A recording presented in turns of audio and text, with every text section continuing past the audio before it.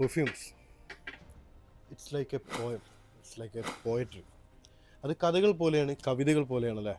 നമ്മൾ പലപ്പോഴും നല്ല കവിതകൾ കേൾക്കുമ്പോൾ അല്ലെങ്കിൽ നല്ല കഥകൾ കേൾക്കുമ്പോഴൊക്കെ നമ്മൾ അതിൻ്റെ പിന്നിൽ പ്രവർത്തിച്ച ആളുകളെ നമ്മൾ നോക്കാറുണ്ടല്ലേ.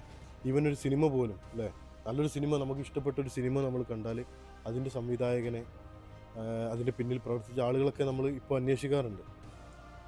അതുപോലെ തന്നെയാണ് പെർഫ്യൂമിനും ഉണ്ട് ഒരുപാട്, ആ പെർഫ്യൂമിൻ്റെ സ്മെല്ലിലുണ്ട് ഒരുപാട് സ്നേഹം, ഒരുപാട് വിരഹം, അതുപോലെ ഒരുപാട് ഓർമ്മകൾ, ഇമോഷൻസ്, അങ്ങനെ ഒരുപാട് കൂടിക്കലർന്നിട്ടുള്ള ഒരു സംഭവം തന്നെയാണ് പെർഫ്യൂം എന്ന് പറയുന്നത്.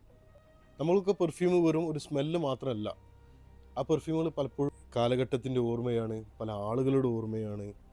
അങ്ങനെ അല്ലേ, നമ്മൾ ഉപ്പമാർ അല്ലെങ്കിൽ നമ്മൾ ഉമ്മമാരൊക്കെ യൂസ് ചെയ്ത പെർഫ്യൂംസ് നമ്മളിപ്പോൾ സ്മെല്ല് ചെയ്യുമ്പോൾ അവരെ ഓർമ്മകൾ വരും. അതേപോലെ ഒരു കുട്ടിക്കാലത്ത് നമ്മൾ യൂസ് ചെയ്തിട്ടുള്ള പെർഫ്യൂംസ് നമ്മളിപ്പോൾ സ്മെല്ല് ചെയ്താൽ ആ കാലഘട്ടം നമുക്ക് ഓർമ്മ വരും. അപ്പോൾ ആ പെർഫ്യൂംസ് അതും ഒരു കവിത പോലെയാണ്, ഒരു കഥ പോലെയാണ്. കവിതകൾക്കും കഥകൾക്കും സിനിമകൾക്കും ഒക്കെ ഉള്ള പോലെ തന്നെ ഈ ഒരു പെർഫ്യൂംസിൻ്റെ ബിഹൈൻഡിലും അത് ക്രിയേറ്റ് ചെയ്ത ഒരുപാട് ആളുകളുണ്ടാവും. എപ്പോഴെങ്കിലും ചിന്തിച്ചിട്ടുണ്ടോ നിങ്ങൾ യൂസ് ചെയ്ത പെർഫ്യൂംസിൻ്റെ പിന്നിൽ പ്രവർത്തിച്ച ആ ഒരു ക്രിയേറ്റർമാരെ കുറിച്ച് ചിന്തിച്ചിട്ടുണ്ടോ? ശരിക്കും കവികളെ പോലെ തന്നെയാണ് അവരല്ലേ. നമ്മൾ ഇതുവരെ കാണാത്ത, ഇതുവരെ അനുഭവിക്കാത്ത സ്മെല്ലുകൾ അവരവരുടെ തലച്ചോറിൻ്റെ ഉള്ളിൽ നിന്ന് അവർ ആലോചിച്ച് ചികഞ്ഞെടുത്ത് അതിനെ ക്രിയേറ്റ് ചെയ്ത് നമുക്ക് തരുമ്പോൾ നമ്മളത് ആസ്വദിക്കുമ്പോൾ നമുക്ക് കിട്ടുന്ന ഫീലിംഗ് ഉണ്ടല്ലോ, അത് ശരിക്കും ഒരു കവിത പോലെ തന്നെയാണല്ലേ. ആദ്യമൊക്കെ ഞാനും ഈ ക്രിയേറ്റർമാരെ കുറിച്ച് ചിന്തിച്ചിരുന്നില്ല. പെർഫ്യൂമുകളും ആ പെർഫ്യൂം ഇറക്കുന്ന ബ്രാൻഡുകളും ആ ബ്രാൻഡിനെ പറ്റിയൊക്കെ പഠിക്കാമെന്നല്ലാതെ ഇവർ പെർഫ്യൂം ക്രിയേറ്റ് ചെയ്യുന്ന ആളുകളെ കുറിച്ച് ഞാനും അത്ര ഗൗരവമായിട്ട് ചിന്തിച്ചിരുന്നില്ല. പക്ഷേ ഈ ഇടയായിട്ട് ഈ പെർഫ്യൂംസിൻ്റെ ക്രിയേറ്റർമാരെ കുറിച്ച് ഞാനൊന്ന് അന്വേഷിക്കാൻ തുടങ്ങി. അത് സത്യം പറഞ്ഞാൽ ശരിക്കും വണ്ടറായിപ്പോയി. ഒരു ക്രിയേറ്റർ, ഇപ്പോൾ ജീവിച്ചിരിക്കുന്നവരിൽ ജീനിയസ് എന്ന് പറയാവുന്ന ഒരു ക്രിയേറ്റർ ശരിക്കും എന്നെ ഞെട്ടിച്ചു പോയി. കാരണം അദ്ദേഹം ക്രിയേറ്റ് ചെയ്ത പെർഫ്യൂംസ് ശരിക്കും ഇപ്പോൾ മാർക്കറ്റിൽ ഏറ്റവും അധികം ട്രെൻഡിങ്, ഏറ്റവും അധികം എൻക്വയറി, അതുപോലെ ഏറ്റവും അധികം ആൾക്കാർ ഇഷ്ടപ്പെടുന്ന, പർച്ചേസ് ചെയ്യുന്ന പെർഫ്യൂമുകൾ, അതിൽ ബഹുഭൂരിപക്ഷവും 80% പെർഫ്യൂംസും ഒരു ക്രിയേറ്ററുടേതാണ്. അപ്പോൾ ഞാൻ പറഞ്ഞു വരുന്ന ആ ഒരു ക്രിയേറ്റർ അത് ഇദ്ദേഹമാണ്, കോണ്ടൻ ബിഷ്. ഇദ്ദേഹം ചെയ്ത പെർഫ്യൂംസ് ഏതൊക്കെയെന്ന് നോക്കിയാൽ നിങ്ങൾ നെട്ടിപ്പോവും. ഇദ്ദേഹം ചെയ്തു വെച്ചുള്ള ആ പെർഫ്യൂംസ് ഉണ്ടല്ലോ, അത് നിങ്ങൾ ഒരുപക്ഷെ നിങ്ങൾ പെർഫ്യൂമിനെ സ്നേഹിക്കുന്ന ആളുകളാണെങ്കിൽ നിങ്ങളത് ആ പെർഫ്യൂംസിനെ തപ്പിപ്പോയിട്ടുണ്ടെങ്കിൽ നിങ്ങൾ നെട്ടിപ്പോവും. അത്രയധികം പെർഫ്യൂംസ് മാർക്കറ്റിൽ ഏറ്റവും അധികം മോസ്റ്റ് സെല്ല് ചെയ്യുന്ന, മോസ്റ്റ് റിവ്യൂ ചെയ്യുന്ന പെർഫ്യൂംസ് അദ്ദേഹത്തിൻ്റെ ക്രിയേഷനുണ്ട്. ഉദാഹരണത്തിന് അമോജിൻ്റെ പർപ്പസ്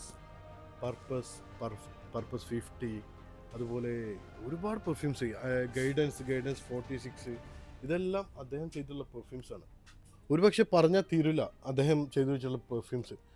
ഇപ്പോൾ വളരെയധികം ട്രെൻഡിങ് ആയിട്ട് പോയ ഹിബിസ്കസ്, അതുപോലെ കെൻസോ EDP, അദ്ദേഹത്തിൻ്റെ മാസ്റ്റർ പീസ് ബോയ്സ് ഇമ്പീരിയൽ, അതുപോലെ നമ്മൾ മലയാളികൾക്കൊക്കെ വളരെയധികം സുപരിചിതമായിട്ടുള്ള പെർഫ്യൂമാണ് JPG ലീമൈൽ എലിക്സിർ.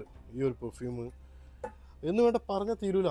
സിമിയാക്കി LSLDC, പിന്നെ നമ്മളെ Rani Carolina Herrera good girl, bad boy, അങ്ങനെ വേണ്ട നിരവധി പെർഫ്യൂംസ് അദ്ദേഹത്തിൻ്റെ മാസ്മരികമായിട്ടുള്ള ആ ഒരു തലയിൽ നിന്ന് ഉദിച്ചു വന്നിട്ടുള്ള പെർഫ്യൂംസാണ്. ശരിക്കും ഇതൊന്ന് നോക്കിയാൽ നിങ്ങൾ എത്ര മാസ്മരികമായിട്ടുള്ള പെർഫ്യൂംസാണ് അദ്ദേഹം ക്രിയേറ്റ് ചെയ്ത് വെച്ചിരിക്കുന്നത്.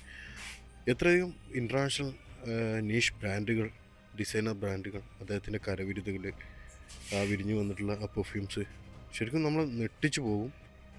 ഇതാ ബോയിംബീരൽ, അദ്ദേഹത്തിൻ്റെ കരിയർ ബെസ്റ്റ് എന്ന് തന്നെ പറയപ്പെടാവുന്ന ഒരു പെർഫ്യൂം. അങ്ങനെ നിരവധി എക്സ്പെരിമെൻ്റൽ ക്രൂയിസ്, അതുപോലെ നിരവധി പെർഫ്യൂംസ് അല്ലേ. എങ്ങനെയാണ് ഒരാൾക്ക് ഇത്രയധികം ഫ്രാഗ്രൻസ് ക്രിയേറ്റ് ചെയ്യാൻ കഴിയുന്നതെന്നാണ് ഞാൻ ആലോചിക്കുന്നത്. എടുത്താലും പറഞ്ഞാലും തീരാത്തത്ര പെർഫ്യൂംസ് അദ്ദേഹം ക്രിയേറ്റ് ചെയ്തിട്ടുണ്ട്. എന്തായാലും നിങ്ങൾ തന്നെ ഡയറക്റ്റ് ഒന്ന് ചെക്ക് ചെയ്ത് നോക്കിക്കോ. അത്രയധികം പെർഫ്യൂംസ് ഉണ്ട് അദ്ദേഹത്തിൻ്റെതായിട്ട് ഫ്രാഗ്രൻറ്റിക്കയിൽ. അപ്പോൾ ശരിക്കും അദ്ദേഹം ഒരു ലെജൻഡ് തന്നെയല്ലേ. നിങ്ങളൊന്ന് ആലോചിച്ച് നോക്കൂ. നല്ലൊരു കവിത എഴുതുന്ന ആളുകളെ, നല്ലൊരു കഥ എഴുതിയ ആളുകളെ നമ്മൾ ഒരുപാട് ആദരവോടെ നോക്കുന്നുണ്ടെങ്കിൽ ഈ ഒരു പെർഫ്യൂംസ്, ഇതുവരെ നമ്മൾ സ്മെല്ല് ചെയ്യാത്ത ഇത്തരം പെർഫ്യൂംസ് അദ്ദേഹത്തിൻ്റെ ഓർമ്മയിൽ നിന്ന്, അദ്ദേഹത്തിൻ്റെ ബുദ്ധിയിൽ നിന്ന് അദ്ദേഹം ഉണ്ടാക്കിയെടുത്തിട്ടുണ്ടെങ്കിൽ അദ്ദേഹം ഒരു ജീനിയസ് തന്നെയല്ലേ. ഇങ്ങനെയുള്ള ഒരുപാട് ക്രിയേറ്റേഴ്സ് പെർഫ്യൂം മേഖലയിലുണ്ട്. ശരിക്കും നമ്മൾ അറിഞ്ഞിട്ടില്ലാത്ത ഒരുപാട് പെർഫ്യൂം ക്രിയേറ്റേഴ്സ് ഉണ്ട്. നമുക്ക് വരുന്ന വീഡിയോകളിൽ അവരെ പറ്റിയുള്ള വിശദമായിട്ടുള്ള വീഡിയോ ഒക്കെ ചെയ്യണം. അപ്പോൾ നിങ്ങളൊന്ന് സെർച്ച് ചെയ്ത് നോക്കുക, നമ്മളെ എൻസൈക്ലോപീഡിയ ഏതാണ്, ഫ്രാഗ്രൻറ്റിക്ക. അതിൽ എല്ലാ ഡീറ്റെയിൽസും ഉണ്ടാവും. നിങ്ങൾക്ക് കണ്ടൻറ്റേഴ്സിനെ സെർച്ച് ചെയ്യാം, അതുപോലെ നിങ്ങൾക്ക് കമ്പനീസിനെ സെർച്ച് ചെയ്യാം, പെർഫ്യൂംസിൻ്റെ സിമിലർ സ്മെൽസ് സെർച്ച് ചെയ്യാം. ഒക്കെ കംപ്ലീറ്റ് എൻസൈക്ലോപീഡിയയാണ്. അപ്പോൾ അവിടെ പോയി നോക്കിയാൽ നിങ്ങൾ ഫേവറേറ്റ്, നിങ്ങൾ ഇഷ്ടപ്പെടുന്ന ആ പെർഫ്യൂം ക്രിയേറ്റ് ചെയ്തതെന്ന് ആരാന്നുള്ളത് നിങ്ങൾക്ക് കണ്ടെത്താൻ പറ്റും. അപ്പോൾ എനിവേ, പെർഫ്യൂമുകൾ ജസ്റ്റ് സ്മെല്ല് ചെയ്യേണ്ട, അതിൻ്റെ ഹിസ്റ്ററി, അതിൻ്റെ പിന്നിൽ പ്രവർത്തിച്ച ആളുകൾ കൂടെ ഇനി നമുക്ക് മനസ്സിലാക്കാം.